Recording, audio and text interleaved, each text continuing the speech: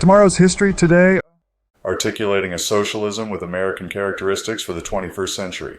Published March 31st, 2024 by Zachary Newell.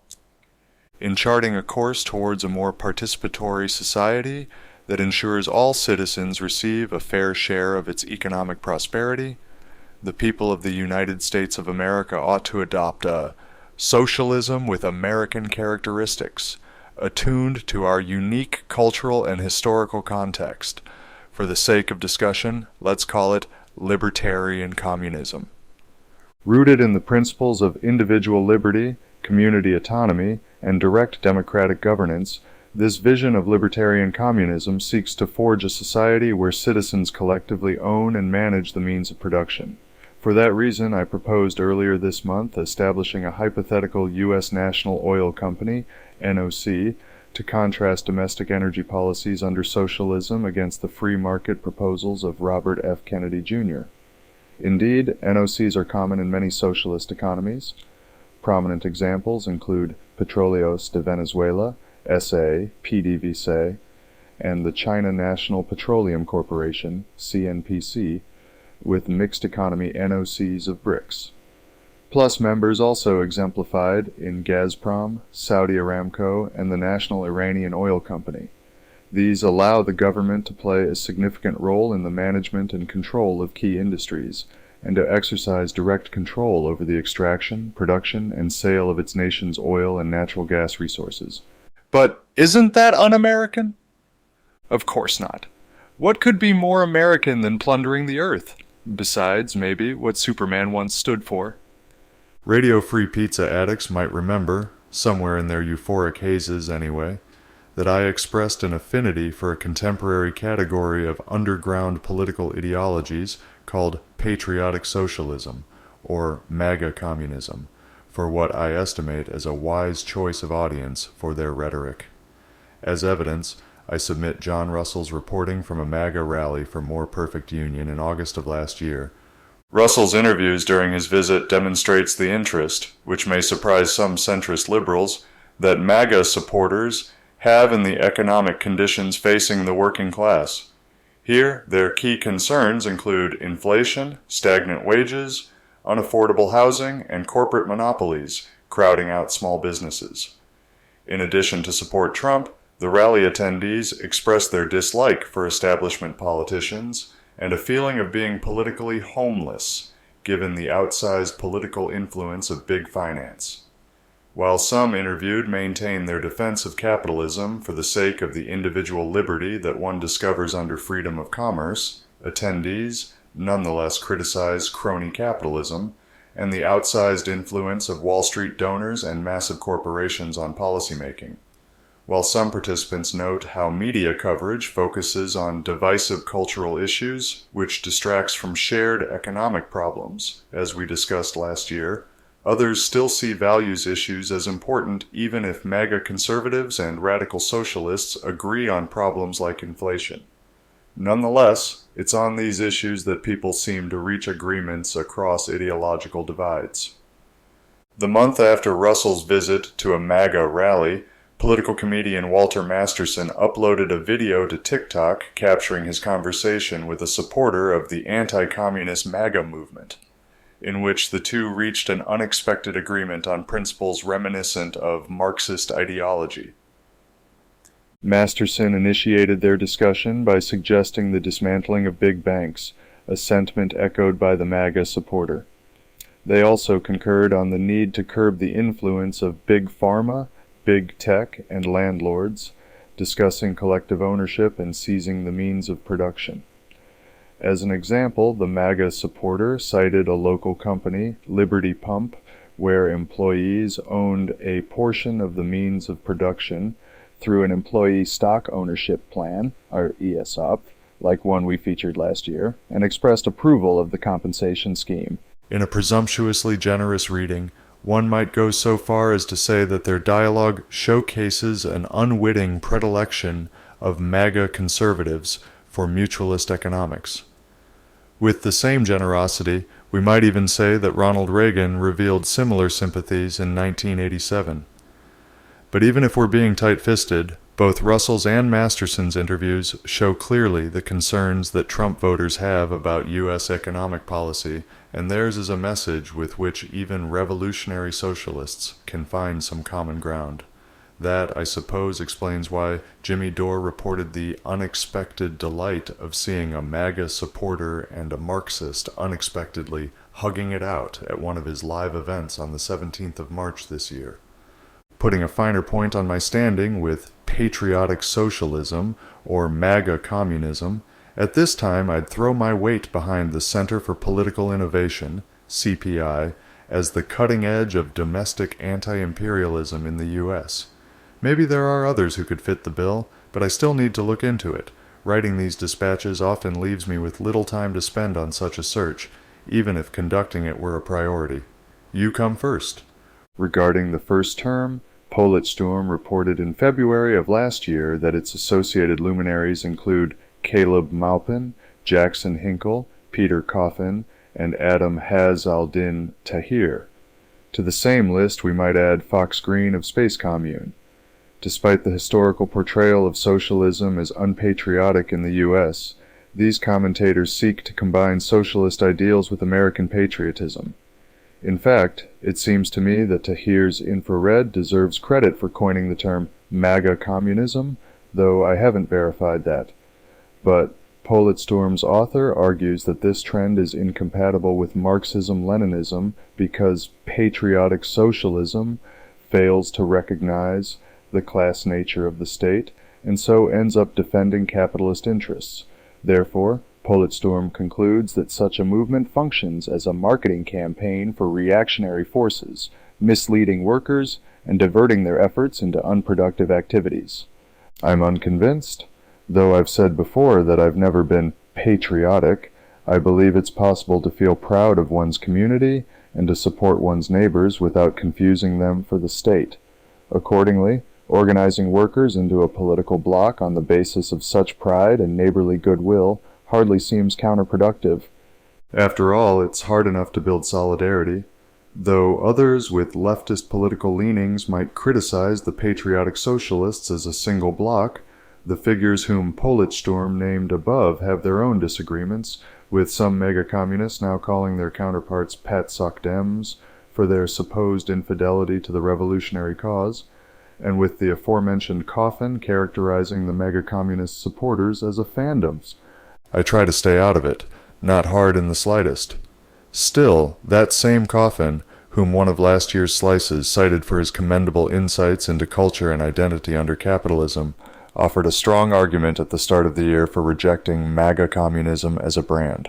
Quote, "All of the MAGA communists will say, the revolutionary potential in America is in the MAGA, therefore we have to figure out how to talk to those people. You're not completely wrong. The underlying idea of wanting to bring the proletariat, which often supports MAGA, often is in industrial jobs, trucking, farming, etc. Wanting to bring those people class consciousness is a good idea. But I'll tell you that that is the least productive brand ever. My point is that MAGA is an extreme partisan brand that pisses people off. Just like communism, and I'm not saying the kind of communism I'm pushing, but just the word communism, the brand communism, it does the same thing. People hate communism in the same way they hate MAGA, because in their eyes it's an extreme political brand. So it's two very extreme political brands that both have extremely large hate followings and tiny, tiny slices of people that will tolerate both of those. In other words, it's a real, I'm very unique brand to be a MAGA communist. And rather than creating similarity, MAGA communism does the exact same thing that LGBTQ does. It draws lines, it draws separation, it draws comparison. Rather than form one coherent thing, it instead takes multiple things and just acts like they're one thing. It's actually a very individualist way of looking at things. End quote. I think Coffin makes a compelling point, but I've got to keep this reactionary grift going somehow, right? Because it's just been so lucrative for me, and the embedded individualism just fits too well with my affection for Nietzsche. I'm going to call my pyramid scheme Libertarian Communism. Make sure to like and subscribe. Jokes aside, I'll keep using the term, because I find it useful in the following regard. Libertarian ameliorates the authoritarianism for which many Americans interpret communism as a synonym, as covered previously, while also implying support for inalienable civil rights that I, as one of the country's native citizens, perceive as fundamentally American. Anyway, I'd hope that affirming such an apparently paradoxical ideology at least surprises people long enough to hear me out.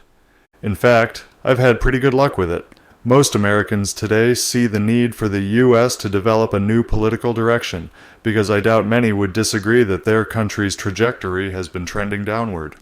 That seems like the perspective, for example, of the U.S.'s Boogaloo Boaz, as discussed in a January dispatch, or that observed among the American public in A Need for Chaos and the Sharing of Hostile Political Rumors in Advanced Democracies, a 2018 political science paper covered in the New York Times, which has 40% of Americans polled concurring either that, quote, "When it comes to our political and social institutions, I cannot help thinking, just let them all burn," end quote, or that, quote, "We cannot fix the problems in our social institutions, we need to tear them down and start over," end quote.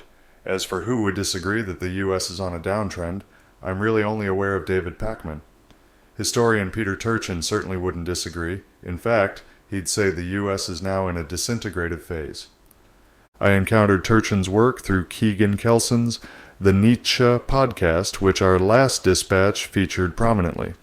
His overview of Turchin's cliodynamics, the rising and falling of civilizations according to predictable mathematical patterns driven by demographic and economic factors like population growth, wealth inequality, elite overproduction, and labor supply, shows how the destabilizing inequality and elite overproduction characteristic of ancient Rome, which pushed the empire out of its successful integrative phase, when conflict along the cultural divides of Turchin's meta-ethnic frontiers drove state growth, and drove it toward disintegration and collapse.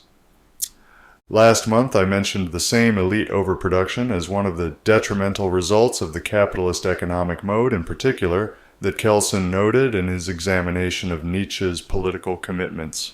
No surprise, then, that Turchin sees parallels in American history and predicts continued discord until the U.S. reaches a nadir in the next few decades, after which society may reintegrate.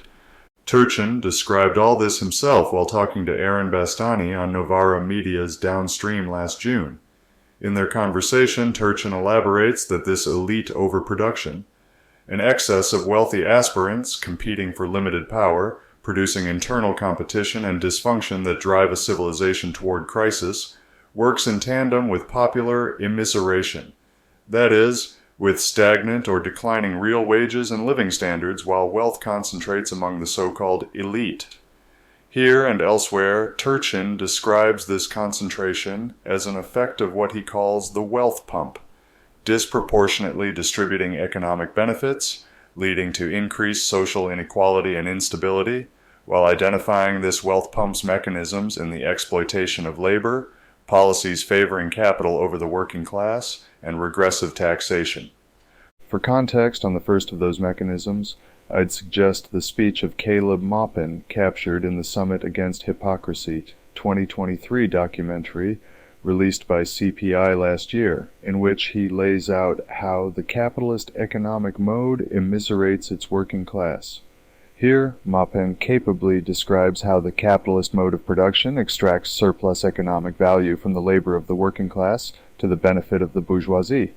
Quote, "If you're a factory owner, you are going to need the manufacturing materials, so that'll be A, and you're probably going to need to transport the product to where it's sold, that's B. You're also going to have to pay your labor costs. Labor costs are represented by C. Then, when consumers purchase the product, they're going to pay a final price, and that final price is D. However, there's a problem with that. The capitalist can't change how much A costs, he can't change how much B costs. So, the profit of the capitalist can only be extracted from the value put into it by the worker. And this is the basis of Marxism, the understanding of surplus value. So C, the labor value, is divided. You have C1, which is what the worker actually gets paid, and then you have C2, which is the profit that the capitalist makes. and it all adds up to D, which is the final cost of the product. Now, the way people in the United States who talk about Marxism generally talk about this is they say, well, this is unfair. They say the worker is not getting paid the full value of his labor, but they're missing one of the most important points. Then people argue, well, what about the employer? He put up the money. Doesn't he deserve that? That's all a distraction, because the important thing to understand is this. C1 is always going to be less than D. The wages paid out to the worker are never enough to buy back the product that he produces. There is always more products created than there are wages paid out to the worker. And this is the built-in problem of capitalism, the problem of overproduction." End quote. The simple equation that Maupin presents supplies the economic explanation for why the capitalist mode of production generates periodic crises due to the overproduction and tendency of the rate of profit to fall with which it's part and parcel, leading in the political sphere, as our last dispatch observed, to fascist regimes. It's a problem, Maupin notes, quote, acknowledged by most capitalist economists. John Maynard Keynes said the problem was underconsumption rather than overproduction, but he was pointing to the same problem. Returning to Turchin, now freshly armed with an economic understanding of how the exploitation of labor leads eventually to crisis, we still need to account for the other mechanisms of his theory's wealth pump, those that stem from the favor of the political establishment shown to capital over the working class, such as regressive tax plans that relieve the wealthy at the expense of the poor. Fortunately, however, we've previously covered the 2020 Coronavirus Aid, Relief, and Economic Security (CARES) Act as an example of the like, under which 95% of the included tax benefits enriched those with a household income of $200,000 or more per year. Policies such as these, I maintain, act to further the popular immiseration and the concentration of wealth that Turchin sees together, exacerbating social tensions and contributing to periods of societal unrest and upheaval. Within the cliodynamic framework, economic inequalities shape the trajectories of societies and determine their susceptibility to what political instability results from the elite overproduction described above. These factors, Turchin argues, are currently driving the U.S. on a disintegrative trajectory similar to that which peaked in the 1860s. Remember what happened in the U.S. back then? You don't need to worry too much, though, so long as you can keep yourself focused on the long term. Turchin has worked to develop a theory of a civilization's integrative and disintegrative phases with mathematical dynamics to predict social instability using models measuring elite oversupply, inequality, demographics bulges, etc. These factors make crisis trajectories somewhat predictable, but outcomes also depend on human agency and pro-social coordination. Accordingly, he offers cliodynamics as the foundation for a science quantifying cultural evolution to which people can refer for navigating historical transitions, promoting nonviolent competition and, he hopes, preventing recurring cycles of dysfunction. In his aforementioned conversation on Downstream, Turchin advocates for more workplace democracy and egalitarian policies, in Europe's case to recover rights of workers lost since the 1960s, and in the U.S. to restore the correlation between wages and productivity, with the former having stagnated against the latter since the 1970s, to balance the gains of workers and employers to stabilize society. But he cautions that traditional social democratic solutions would be insufficient, and that the U.S. must develop political adaptations suited to its modern conditions. Elsewhere, the historian, speaking in another conversation also filmed last June, provides his further cliodynamic analysis with more specific contemporary material conditions.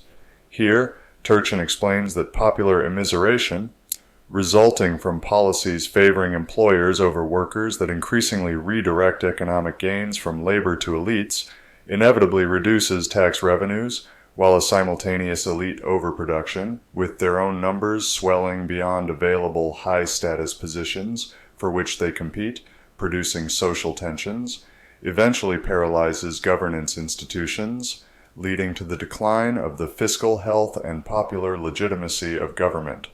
Accordingly, the state deteriorate, signaling a coming crisis. Though he argues that contemporary policies currently fail to address the core factors driving societies toward collapse, countries can still avoid the worst scenarios through organized efforts to prevent the transfer of wealth away from the lower classes. From all this, I think it's safe to propose that Turchin identifies popular immiseration amid rising wealth inequality over the lifespan of an empire as the core cause of the fiscal crisis in the U.S. government today, and argues for greater workplace democracy and egalitarian economic policies to prevent popular immiseration and reduce wealth inequality, though he cautions that we would find traditional solutions insufficient. So, he's saying the U.S. should try something more radical, maybe something like Libertarian Communism, right? Then I think it's past time we hash that out. Let's start with the country's origins, find the seed that serves our purposes, and follow the through line forward from there. To that end, I'll cite Daniel Natal, who explained last November in his appearance on Geopolitics and Empire how a corrupt merger of state and corporate power centered around the massive British East India Company fomented the American Revolution after the British government bailed the company out after a rogue trader caused its near collapse in a debt-induced banking crisis in 1772. The UK accomplished this bailout to preserve the investments of the British elite, with funds raised through oppressive taxes on the colonies sparked colonial fury against this corrupt merger of state and corporate power even 2 years before the Boston Tea Party. In addition, that corporate bailout, history's first, led to the creation of central banks as lenders of last resort as we're familiar with them today. As Natal tells us, quote, "These central bank institutions that we still have to this day result from the British East India Company using the nation-state to take money from the productive workers and then transfer it to themselves." End quote. Amusingly, the aforementioned RFK Jr. has said the same as Natal about the American Revolution standing against the bailout of the British East India Company. Natal adds further details to this deeper layer of the American origin story in a January appearance on Deep Dives with Monica Perez. Quote, "Okay, so federalism. That was imposed from England, right? So Alexander Hamilton and all these agents from the Bank of England, like, Hamilton immediately wanted to impose, not only write a new constitution where they create a new monarch figure, which they called the president, that didn't appear in the Articles of Confederation, but he also wanted a central bank, and so he creates the first Bank of the United States, 80% of whose stock was owned by the Bank of England. So basically, that new constitution allowed them to get an economic foothold over what had been the American Republic. So the American Republic ended at the same time as the Articles of Confederation." End quote. As Natal tells us, the imposition of a central bank serving foreign imperial finance allowed external economic influence, marking the spiritual end of the original American Republic established under the Articles of Confederation. Taking money from the productive workers and transferring it to the so-called elites, I'll tell you what, that doesn't sound to me anything like what America should be. So, for the purposes of articulating libertarian communism, that gives us a shorthand for our origin story. First and foremost, the U.S. stands against the transfer of wealth out of the hands of the people just to accumulate in private coffers. Accordingly, socialism with American characteristics must work to counteract that popular immiseration. On the whole, Natal provides an insightful analysis into contemporary debates over corporate versus state control, with the former favored in the West and the latter in the East, fail to address the real problem of unaccountable power, and gives us good reason to conclude that, in both cases, a technocratic elite, whether from private industry or emerging from state enterprise, presides over a neo-feudal slave system. Many longtime readers may suspect that I don't see these contrasting systems as entirely incompatible, given the command that central banks exert over the economies of capitalist republics in their efforts to engineer business cycles and to manage the crisis of imperialism while continuing the process of popular immiseration, though unpacking this hypothetical compatibility will need to wait for a future dispatch.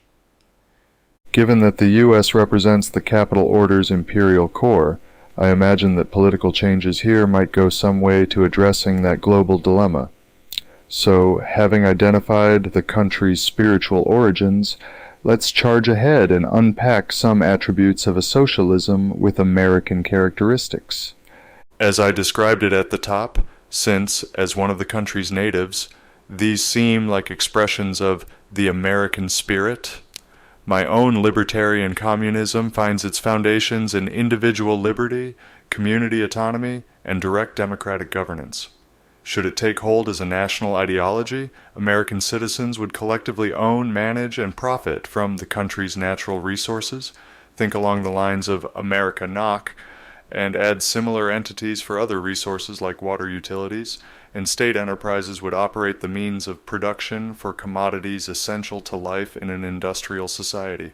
I believe it's important to note that these state enterprises wouldn't provide essential commodities to the exclusion of privately operated competitors.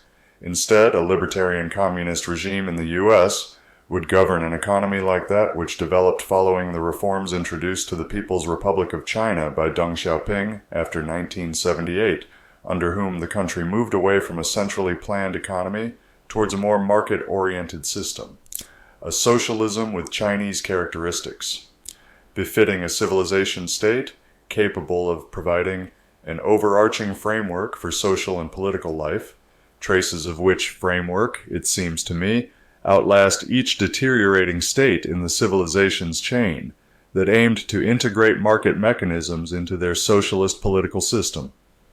But since Americans might find the comparison more palatable, and more importantly, because domestic reconstruction seems like it should already be a priority on the national agenda, let alone under any regime to come, let's call it a social market economy, similar to that which Ludwig Erhard advocated as the Minister of Economics and later as Chancellor of West Germany in the 1950s to 1960s.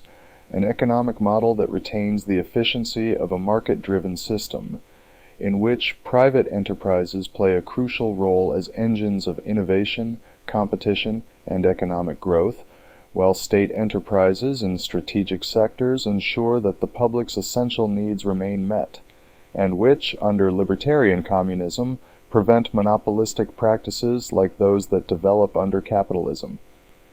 In a social market economy, the relationship between public and private enterprises is characterized by a cooperative dynamic, where both sectors coexist and complement each other.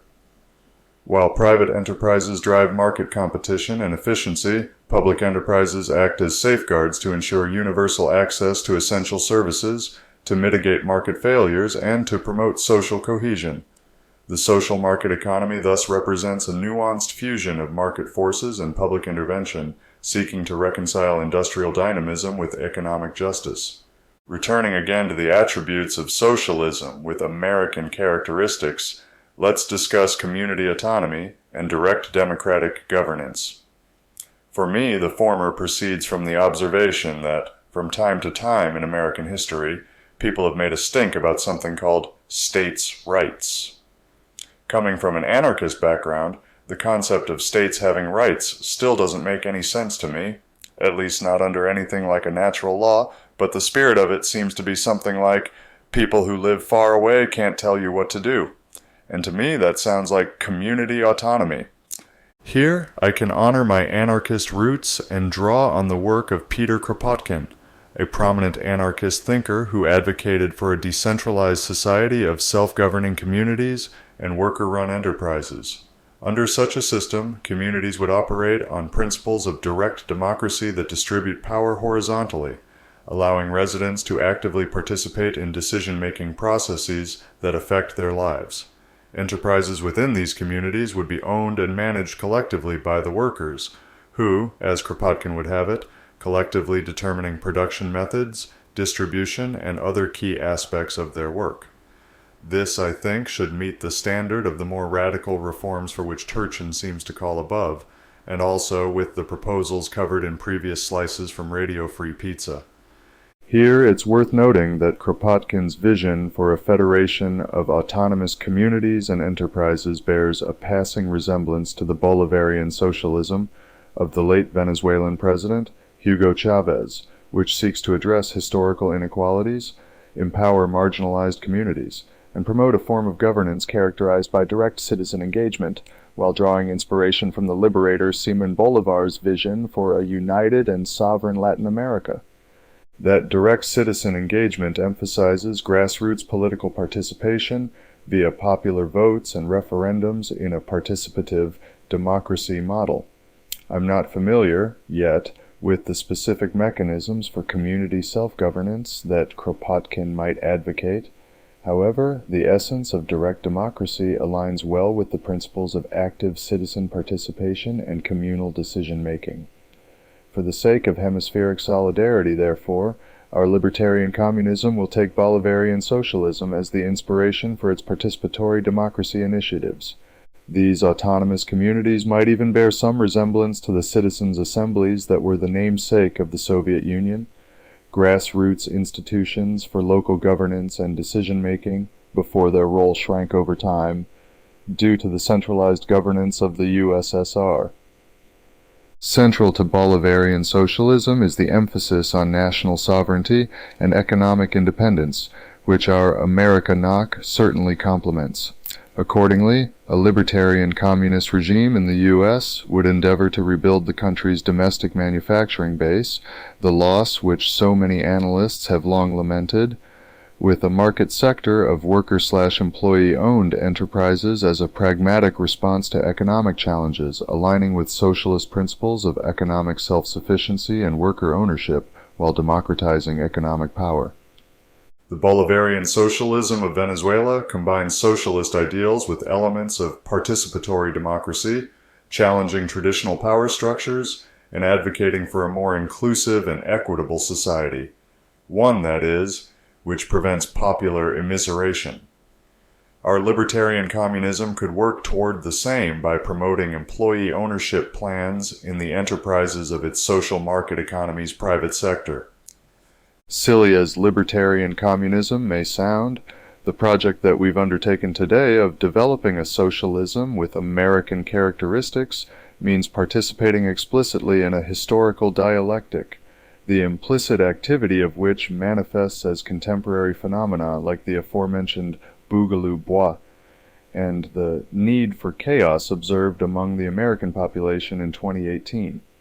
With that in mind, we could say that today we're attempting to channel our future's historians, though I've offered little to persuade anyone that the U.S. will certainly become libertarian communist.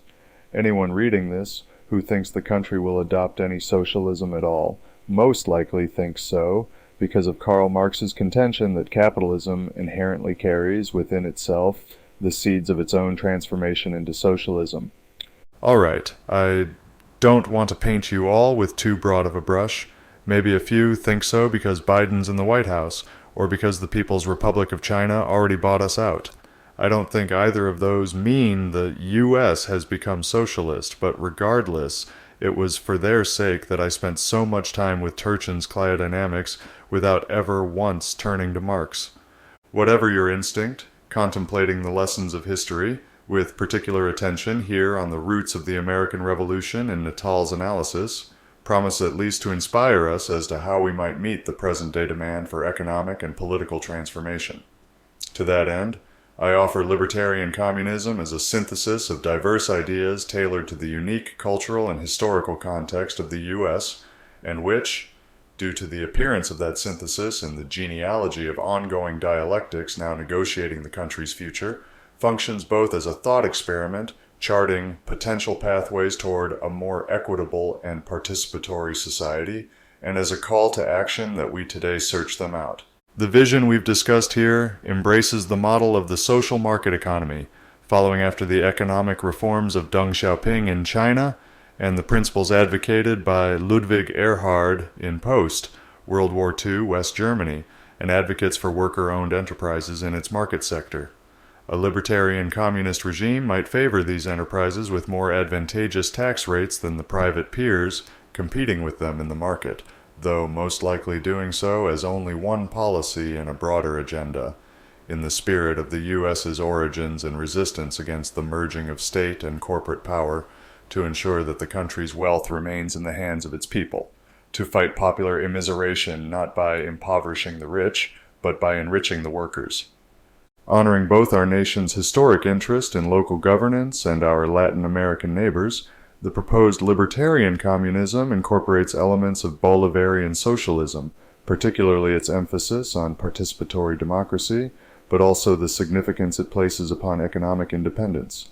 Toward the latter, libertarian communist regime would manage domestic policy and capital deployments to rebuild the manufacturing base for consumer durables, primarily under employee-owned enterprises, and for other products needed to maintain the country's economic self-sufficiency and to fulfill its citizens' material needs. In addition, establishing joint stock state enterprises like the hypothesized America NOC would help to ensure the equitable distribution of the economic gains to be had from the country's vast natural resources, while supplying the aforementioned domestic manufacturing base that produces consumer necessities. But the inspirations that a libertarian communist regime in the U.S. draws from its neighbors shouldn't overshadow those that it discovers at home. While we've already identified the country's spiritual roots in an opposition to the transfer of wealth from the people to corporate entities, it would do us well to acknowledge the deep commitment in its national mythology to individual liberty. To whatever extent the U.S. might style itself a civilization state, which, as noted above, China seems to constitute, depends in my view on how well its national narratives of liberty, equality, and justice can form a cohesive cultural foundation for its society and ideological foundation for its democratic institutions that in any way matches the country's obvious political and economic condition at present. Of course, I suspect that persuading many citizens that socialism with American characteristics would likely require that the population expand its sense inalienable rights and civil liberties that the country's national mythology has so long held sacred.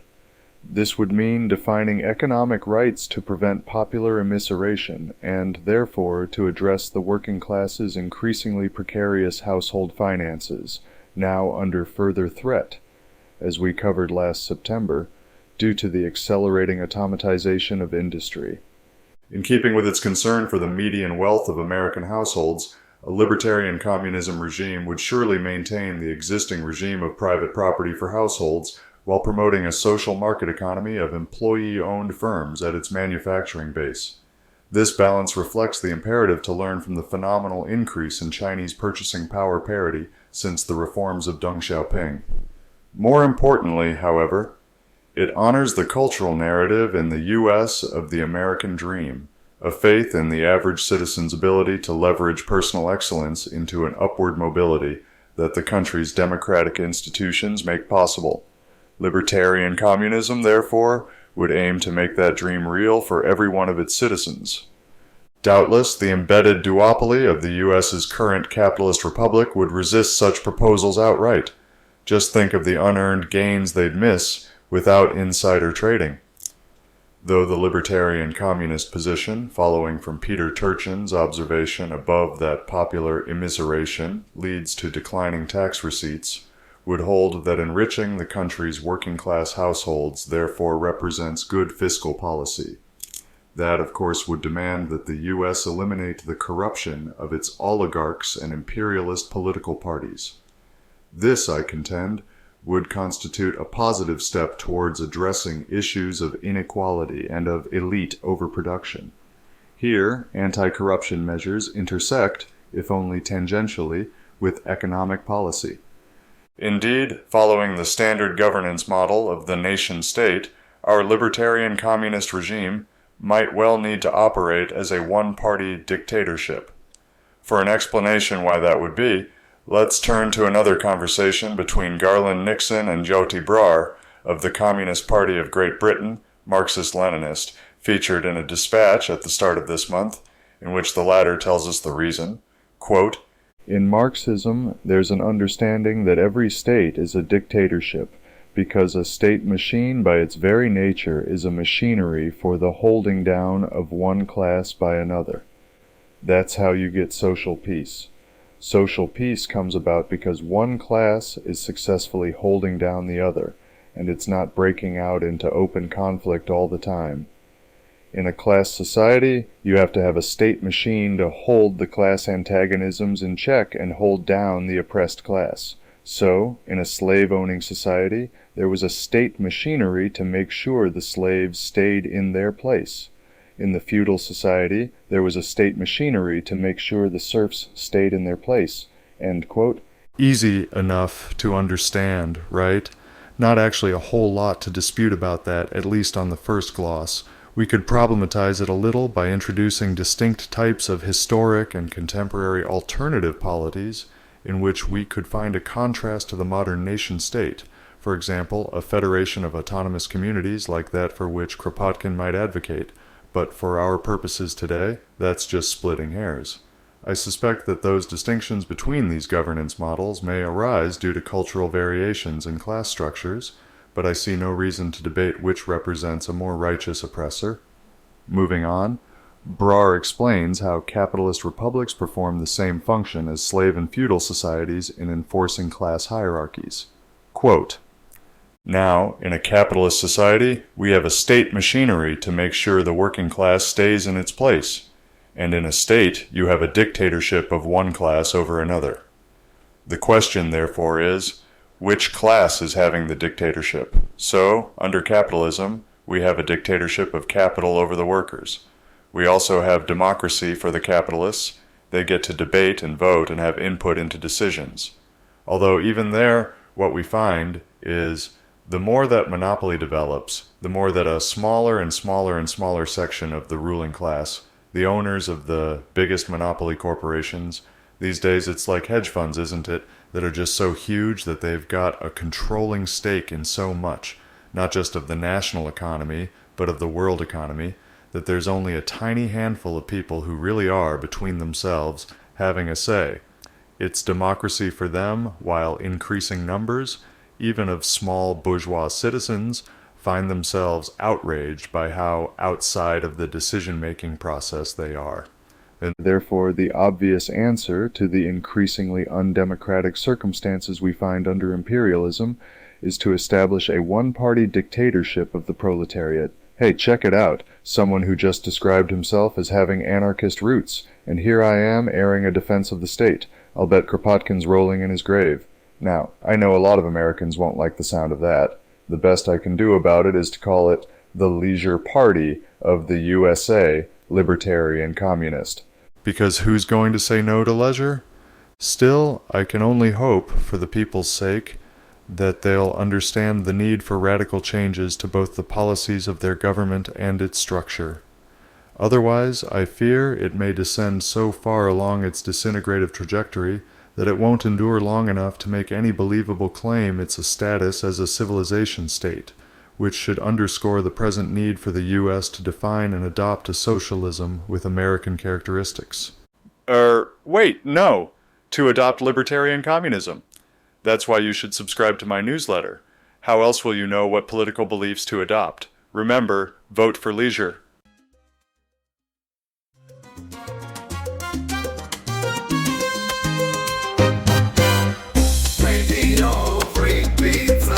Radio Free Pizza is a reader-supported publication and listener-supported podcast. To see all our work, visit www.radiofreepizza.com or search for Radio Free Pizza on all your favorite social media and podcast platforms. You might even find a button to click that says subscribe. And if you're really lucky, it will let you leave a review.